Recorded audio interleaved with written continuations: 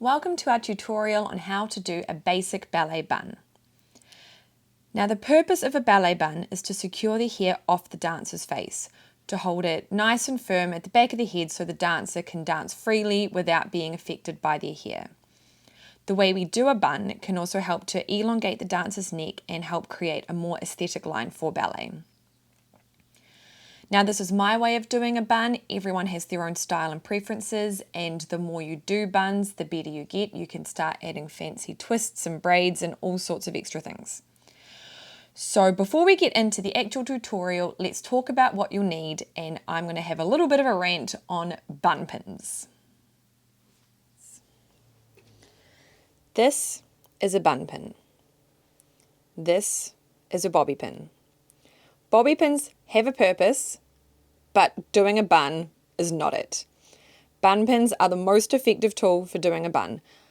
Bobby pins, no, trash, we don't want them.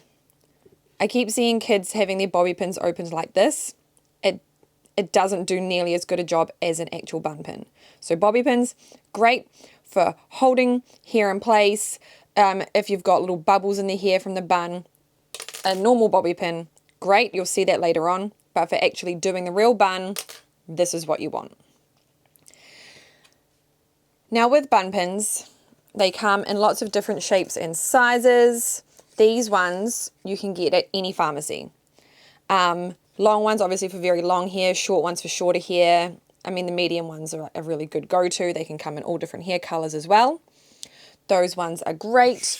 You can get these dance quality ones. They're like super thick. They've got a bit of a ridge in it. These you can't get in stores here, but you can order them online. This is from the Bunheads brand. These ones are also great. Salon quality ones would be these. These have like slight ridges in them. So if you ever get a hair up at the hairdresser, they tend to use those ones. Those are also great. With the the pharmacy ones, they also come in this really fine type as well. I wouldn't go for the fine one. Okay, this is the shortest one, which is great for short or fine hair. They're quite sturdy, and you can still bend them, but not nearly as easily as the super fine ones, which I'm sure they have a purpose, but ballet buns, they don't do anything. So you don't want those either. So for doing a bun, you want the open V bun pins. Now for doing the bun, what you will need. You'll need a brush or a comb. Okay, simple, doing the ponytail, making the hair all beautifully slicked back. You will need your choice of bun pins. You will need potentially some bobby pins to hold any lumps and bumps and flyaways. A bun net. Now bun nets, you can get just the smaller bun net, which just goes around the bun, or you can get like a large head net, which goes around the bun several times. Either one's fine. You will need some good hair ties. I wouldn't use these super thin ones because you want the ponytail to be really, really strong in the head. So a good thick hair tie, and not one that's on its last legs that's about to snap. You then need, now this is for exams or performances, hairspray or gel, and then my secret weapon, a toothbrush. So you don't want a toothbrush that has like the rubber ridges in it, just a baby toothbrush, or even like, a soft bamboo toothbrush or something.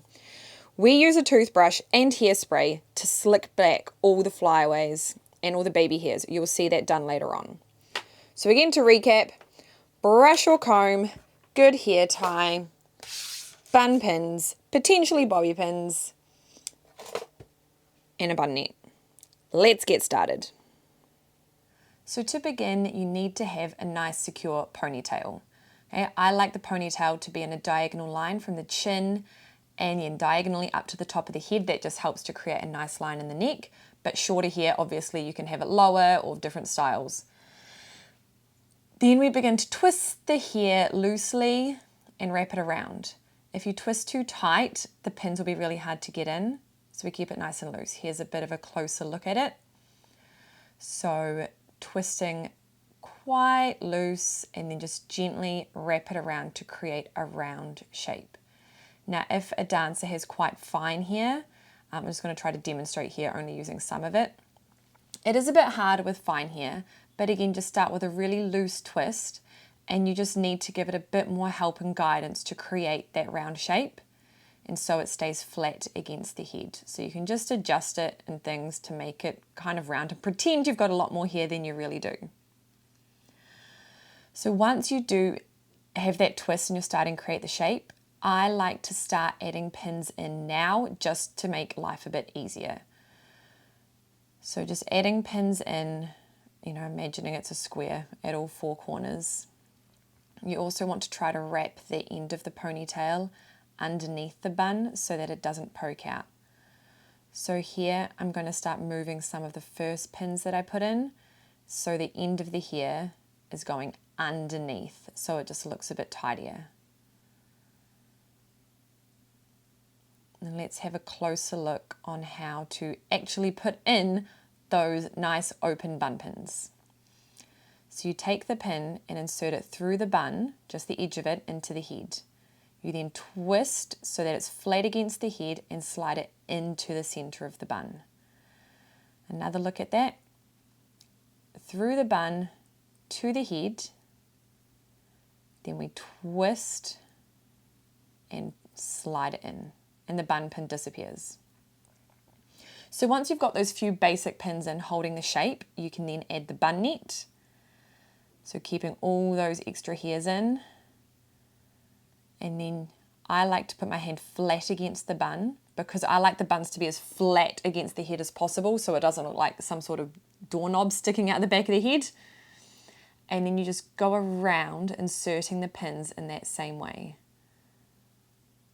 So you don't need to have a huge amount of pins, but just enough so that the bun is going to stay in. Especially for older dancers, once they start doing lots of jumps and turns, it helps them in class to not have to worry about their hair falling out while they're dancing.